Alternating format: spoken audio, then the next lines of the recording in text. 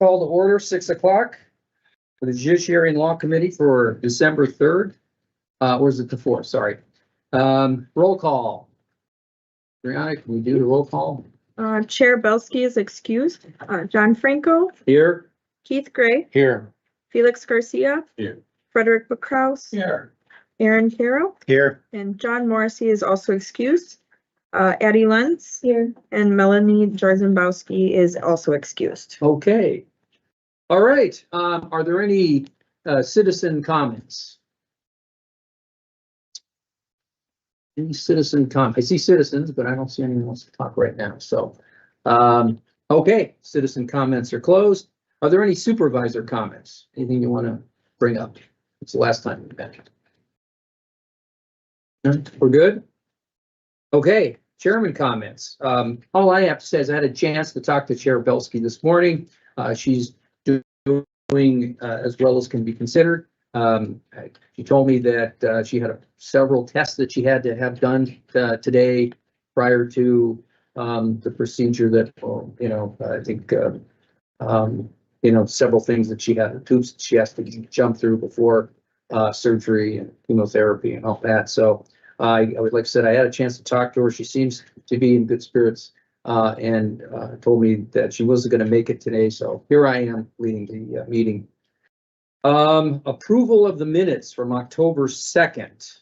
Did all of you get a chance to look over the minutes from October 2nd? That was 2 months ago. Any questions or corrections or anything? Do I have a motion to approve the minutes from October 2nd? I'll make a Okay, motion. okay, that's first by Supervisor Carroll, second by Supervisor Gray. All those in favor say aye. Aye. Aye, opposed? Okay, passes, minutes pass. All right, tonight we are going to hear from DA Xavier Solis. He's going to be talking to us for a little bit about his vision for the district attorney. So, for district attorney's office. You can stay where you are. Mr. Solis, you have the floor. Okay, good evening, everyone. Thank you for having me. I know most of you here, but I'm Xavier Solis. I do take office on January 6th of 2025. I am getting sworn in on January 3rd, 2025. I believe it's at 3 p.m. Here at the courthouse at the ceremonial courtroom. I know the budget's already set, and now I'm transitioning to obviously take office. I've been meeting with staff and also assistant district attorneys that are in that office. I know the budget's already set, but some of the things that I'm getting from the staff is that some of them are understaffed, or there's not enough personnel to be able to cover certain courtrooms or provide services to certain victims. So just letting you guys know that that's something that's probably that I'm gonna come back here and maybe who knows when, but definitely before the first next budget, but definitely once I get in there, get more of a grip on things that I'm probably going to be here a little bit more than what you saw the person that's currently there right now. What's my visions for the office? Obviously I want to be more transparent with the public. I know there's that's not going on right now. Whether it's a major case that's being filed or dismissed, a lot of the public wants to know what's going on. So that's one thing I want to do is transparency with the public. I know a lot of cases were sent out to other counties, to other district attorney's office. That is something else that I also want to look at and see if we could bring those back to Kenosha County if we're able to. Other than that, I mean, I believe that the transitions, I think, is going to be okay. I know some of the assistants, at least 2 or 3 may leave, or at least 2 are going to leave, but one of those positions already filled. And I believe that within a month or two, I'm pretty confident that we're going to be full staffed at the DA's office. I know people saying that people are gonna quit and there's gonna be no one there to prosecute defendants or prosecute criminals or whatever. At least the feedback I'm getting and the people I'm talking to, that's not gonna be the case. So I don't want everyone to go out there and panic and say, oh my God, no one's gonna be there to work there. I guess I'm here if anyone has any questions for me or any concerns. Any questions? So how's the transition been so far? I think it's been pretty good. Had to do so far. I think it's pretty good. I named my deputy, I believe, a couple weeks ago. Andrew Burgoyne, he's been an assistant district attorney, I believe, for like 15, 16 years in that office. He's been very helpful to help me transition into the office. I've been meeting with the attorneys and with the staff, paralegals and victim witness coordinators. So it's been going pretty good. The only hiccup, I guess, is that there are current positions that are going to get opened, I believe, in January. Right now, obviously, I don't have too much power or to try to fill those immediately. But my goal was on day one is to fill those positions as quick as I can. What positions are those? There should be 2 open assistant district attorney. Was that the 2 you were talking about Sure. that were leaving? Correct. Okay. And one of the victim witnesses leaving, which that is a county position. That one I would want to fill quickly. Are they leaving or are they, or is there? I think they got other jobs, so they're leaving. So they made that official. Oh. So Anything else? Anybody? Are Go are ahead. you coordinating with Clara then before you take office at all to make sure that you have, are you reviewing resumes or, how are you working on filling the positions before you officially take office? That's a better way of asking it. So the ADA positions are posted. Tina Burke is the office manager. She's obviously the one that pulls them. Burgoyne is the one that's going, he's currently there now. So he's currently there looking to see who's applying. Then Gravely also is looking to see who's applying. They're indicating to me that, hey, this person applied. There's currently not a open position to offer it to anyone until the individuals that put in their 2-week notice officially leave. And my understanding is that one of them's leaving December 13th, but they also have some type of comp time. So that position probably won't be officially vacant until December 31st or something like that. At least that's the information that I received. Okay. And I don't believe I can officially offer the job to someone until I'm sworn in, or on January 6th, I could officially then offer it to someone. There is an intern there that she's an attorney, and I would like to fill one of those positions with her, but I cannot do that until there's actually an official vacant position. I did relate to the current office though that if a position does become vacant, to fill it with her. Whether they do that or not, obviously it's a different, but that's what I relate to them. So, Are there any current or ongoing cases that you need to pick up in the middle of and carry forward and continue on, or how's that transition? so my first day is Monday morning, or January 6th. Monday mornings where the cases are set for trial, for jury trial. There are a couple major cases scheduled that morning. I've been coordinating with the ADAs on there, see if they're prepared to proceed with those cases, and the feedback I'm getting is that they're ready to proceed with those cases. And once I'm there Monday morning, I could help them out any way I can. I think ethically, there's certain things I can do and I can't do. But there are some major cases like in the beginning of January. They're on my radar. I already know which cases to look out for, and I know what attorneys are on there. Are you set to? Are you set to be done with all your cases before you start? Or like, Yeah, I have to do are the that. courts- Yeah. Are the courts? Like, Yeah, the only backlash I got one was from Racine, but yeah, but that should be, it's taken care of. I should be done by everything, hopefully by next week. But I still wouldn't be able to do much until I'm obviously in there. Well, slow down a little bit because you're not going to get back pay for all this work you're doing right now. We don't do this to get.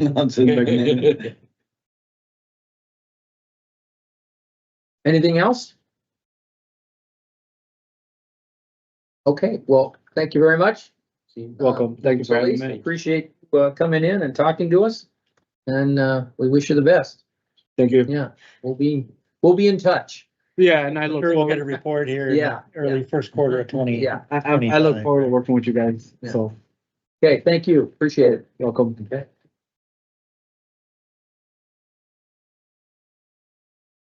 All right, let's see.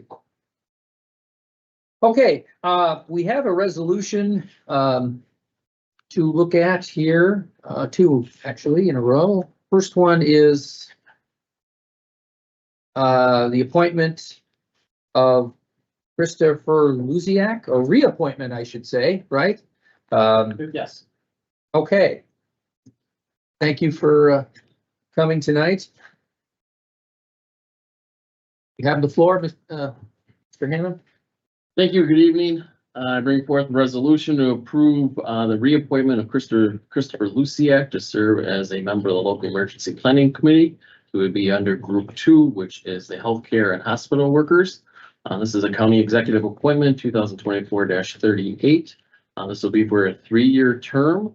It'll expire on the first day of October 2027. Mr. Luciak is a current member of the LEPC. He's a member in good standing. He's attended 6 out of the last 7 meetings since 2021. He was first appointed, and that one absence was an excused absence. Are there any questions? Any questions? What do you, what's your day job? Director of Guest Relations, Security, Emergency Preparedness, and the Courier Service for Greater South. Oh, okay. Those were my questions. Yeah. I was wondering what director. Yeah, I was trying to look it up too. All right. I don't have anything further. It's a reappointment and his attendance was good and, you know, he wants to do it, so You need a motion? I think we do. So move. Okay, A second. okay, we have a motion by Supervisor Gray and a second by Supervisor Carroll. Do we, any questions or comments? All those in favor say aye. Nay? Okay, resolution passes. Thank you. Thanks for serving. Yeah, You're welcome. thank you. All right. Would be the second one in. Today. All right, the next resolution, Where is it? we're gonna be looking at is for a cabaret license for the Honey Drippers Pub in New Munster, Wisconsin, town of Wheatland. At the present time, they've had over the past 6 months, a probationary cabaret license, and now we're gonna hear, okay. You have the floor. Good evening, Captain Clickhammer from the Sheriff's Office. I'm submitting this resolution for Honey Drippers. They successfully completed their 6 months probationary period. We've had 1 call for service. There's a list of the calls for service on this packet. And that was a 911 investigation, and it turned out to be a pocket dial. So we've had no calls at the tavern. I'm sorry, I didn't hear a pocket. Pocket dial. Oh, Somebody oh. accidentally called. Got it. 911. Okay. So I would, request, that you approve this, regular cabaret license. Okay. Any questions or comments? Nothing? Do I have a motion? I'll make the motion to approve Okay, regular cabaret license for Honey Drippers Pub. okay, we have a first by Supervisor Carroll. Do I have a second? Second by Supervisor Gray. All those in favor, say aye. Aye. Opposed? Resolution passes. Thank you. Perfect. Thanks.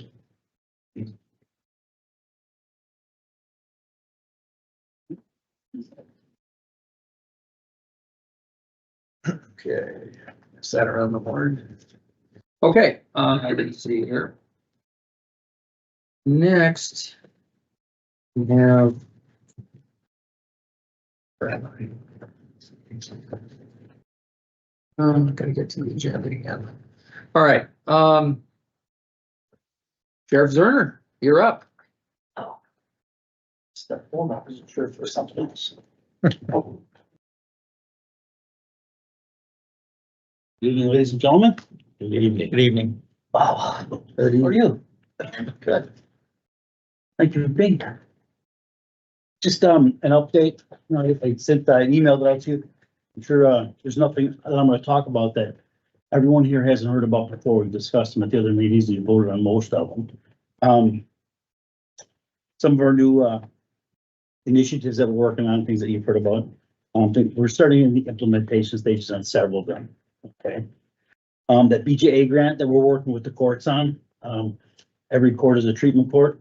We have an assessor that, it's contracted through Human Services, Behavioral Health, and we have that person, and we've been doing some introductions and getting her acclimated to, our facilities, and it's going well. So that's a very slow process. The opioid abatement, medication assisted treatment grant that we are utilizing, working carefully with behavioral health, we're maximizing the benefits of that. We're growing that money, it's about $175,000 we had, we're just getting into that now. And, we've increased our services to the substance use disorder population in the jail. We're lucky to have that grant, but it's a very expensive thing to do, to try to have those folks. The treatment's pricey. Our embedded social worker, we talked about that and we'll approve that. That person that is posted and they're interviewing, and hopefully we'll have that person rolling in January. If you have any questions about that one, I think we've talked about it. It's pretty exciting. We've never had anything like that here.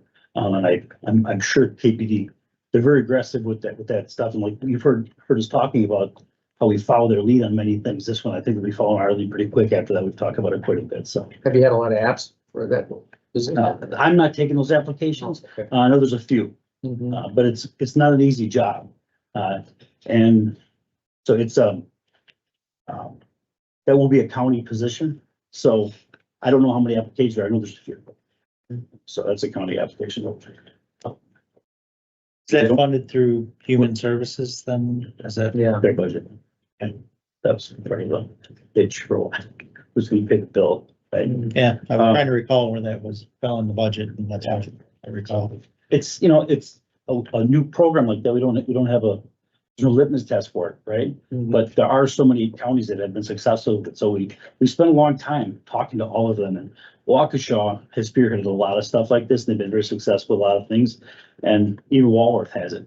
So we talked to their human services folks, and they said, well, this is how we did it. We kind of copied the successes, and it worked. So that's where we're going. I'm just curious, how would that work? You know, you get a call and someone appears to have a mental illness or whatever, which would be appropriate for this, and then the social worker would ride with the, or be at a separate. The social worker will have their own vehicle. Okay. Okay, You'd be they'll called. work through us, with us.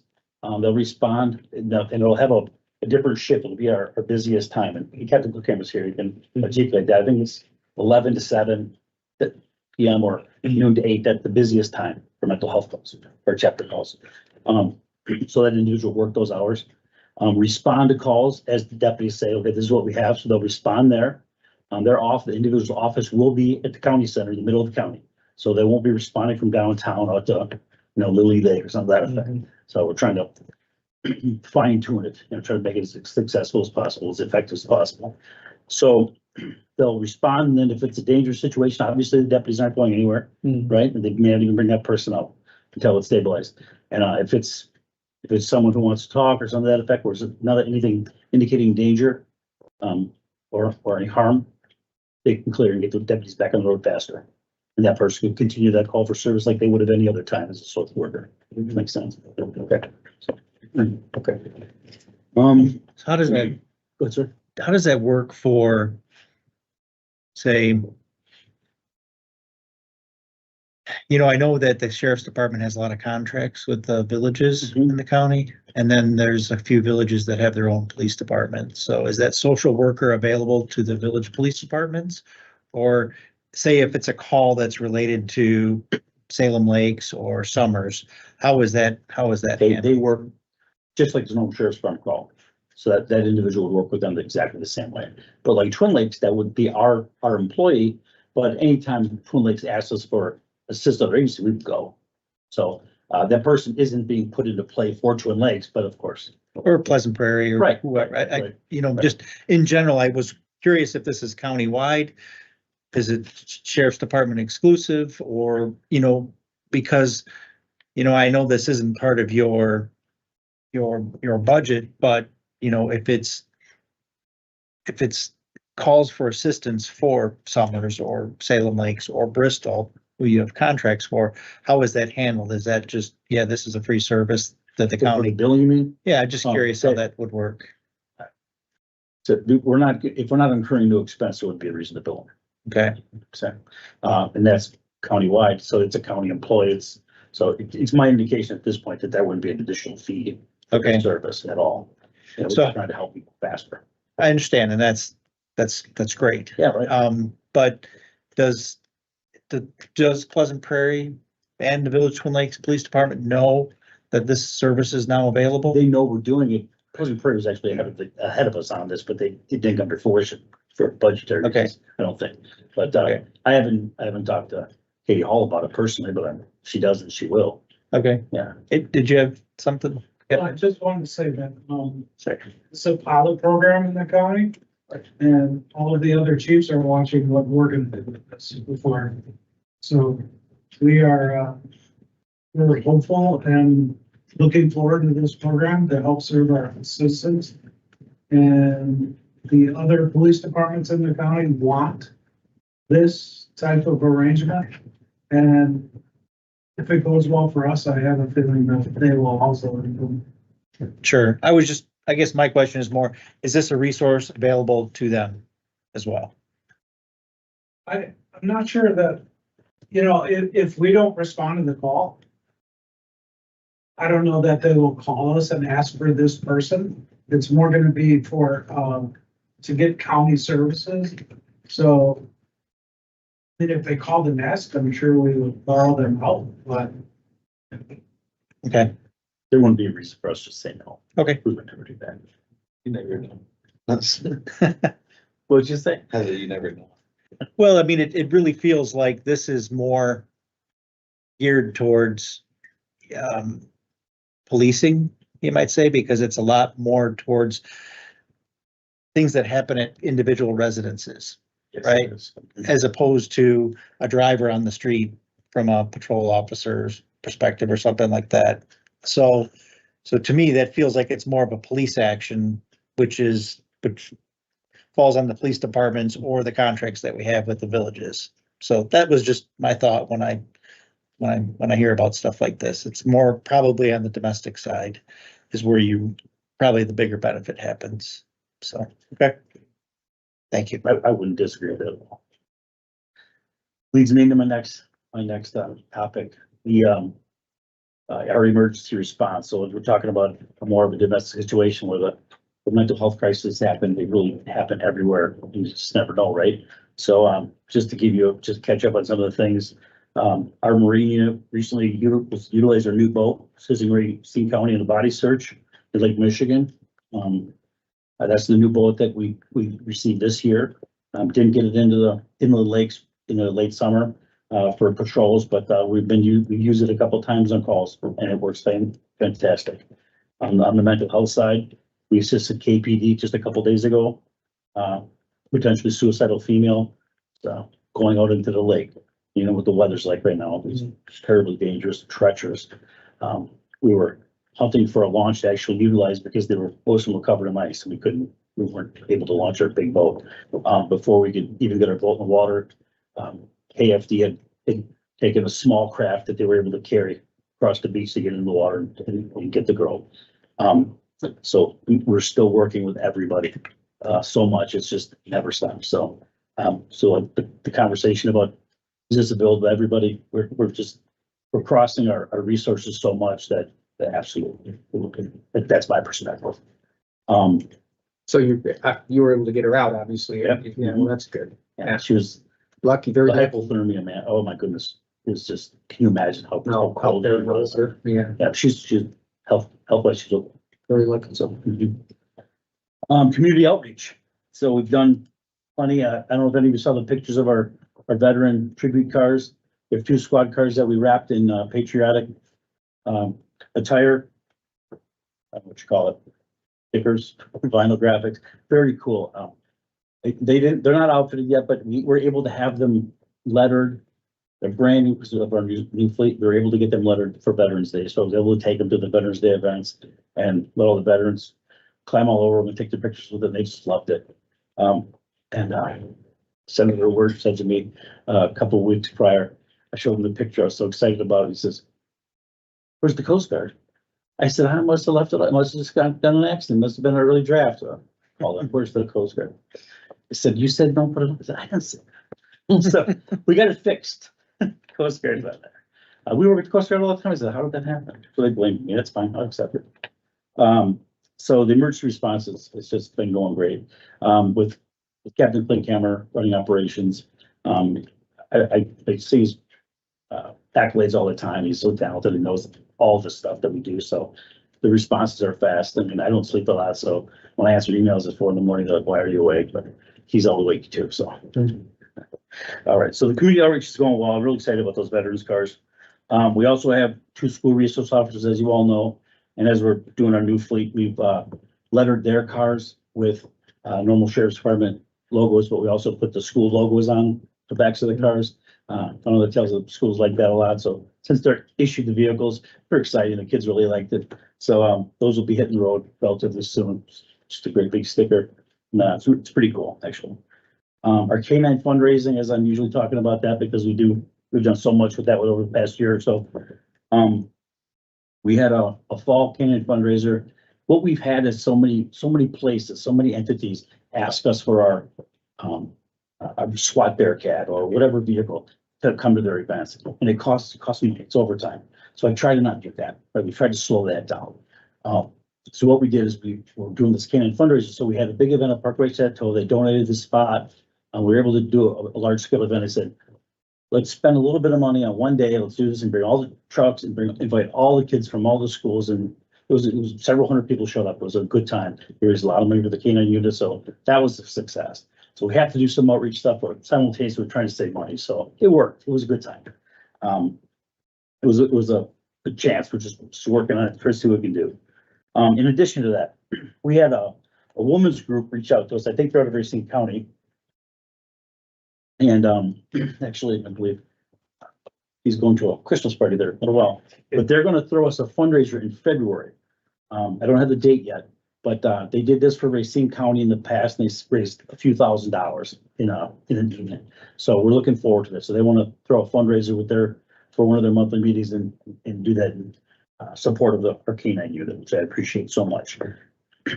And another fundraiser coming up. We're utilizing the opportunity with the Bristol Holiday Parade. It's this Saturday, and they are raising some money at that event. It's a big. I don't know all the details, but the parade is I think 3:00-ish, but it's a whole day thing, and they're going to be raising money to donate to the K9 unit. So it's pretty exciting. We're excited about that too. how many K9s do we have anyway? Captain, 4? we retired Riggs. Riggs retired at that event. Right. Yeah. So who replaced him? Or He hasn't been, so Hasn't been. the new K9 will be out in the fall or in the spring. yeah, There wasn't a full fall class this year, so our vendor is running a spring class and we will have a handler in that class. Takes a while to train them, I would imagine, huh?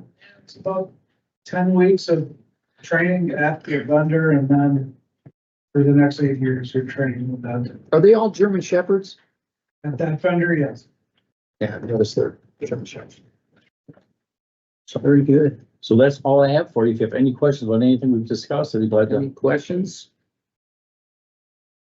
You know, there was an accident out at 52nd and Green Bay. I was heading east and I had to detour to go down 60th heading east. Big fire department. You know anything what was going on? Okay. I'm down. But I mean, it closed off the entire intersection. People were being diverted. Just curious. I'll add, our traffic safety initiative, what we've been doing, our efforts in Summers, with Supervisor Grady and, Village of Summers. They have reduced the speed limit on Sheridan Road Yeah. in Summers, and that's been, the enforcement's been robust and very successful. I heard it's at 35 or something now. Yes, sir. Captain Camera is, generating reports for Supervisor Grady and then sending them out, so it's going very well. And citizens aren't too happy, but it's going well. Yeah. Well, the accidents there were pretty bad. Yes, they were. They have been for years. It's sort of interesting because when you widen a road, people assume that the speed increase. Still people trying to walk on the side of the road, though. Yeah, I know. It's like S, going east and west when that was widened. I mean, it was great. I mean, but now everyone thinks it's a highway now, but Absolutely.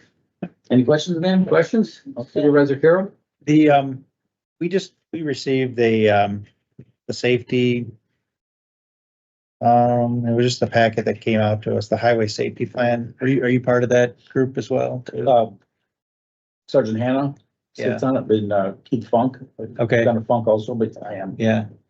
So it looked pretty comprehensive and robust and identified some of the key areas and just wondered if you had a chance to review it, agreed with it. That information comes out of a long study. They've been working on it for a Right. very long time. That's the plan that was working on it, so. Right. So, okay. Yeah. It's all good stuff, good information to help For sure. guide some future projects or, not necessarily projects for highways, but probably other ways that, safety improvements could be had. So It's a- just wanted to make it's a- sure that you have your Right, it's input all into encompassing this. analyzation. They really look at the big picture for years and years, how they can adjust things over how many years' time, and then I didn't realize how in deep the planning went when I got to the spot, but you start becoming part of those committees, those meetings. It's, Okay. the word robust is the word. Yeah, it's like to it. I'm glad you're part of that. Sir. Any other questions? Adeline, do you have a question? You want to ask the sheriff a question? A lot of good information. Thank you. Rick. All right. Well, do I have a motion to adjourn? Before we do, wish everyone a happy holiday, Merry Christmas, Happy New Year. We'll be meeting again January, maybe the 8th, possibly. I've been won't be emailed the to. first. It's not going to be the first. Yeah, we were talking Right. about that before. We know when it's So- not. Yeah. There's an email out to Chair Belsky Yeah. for confirmation. He'll set the date and whatever it is, we'll be meeting then. So Yeah. If it's in the first 3 weeks, it likely won't work out for me, so. all right. Well, do I have a motion to adjourn? Okay, Adjourn. first by Supervisor Grady. Do I have a second? Oh, come on, give him a second. Oh, did you get a second? You can have a motion. Second by Supervisor Brookhouse. All those in favor say aye. Aye.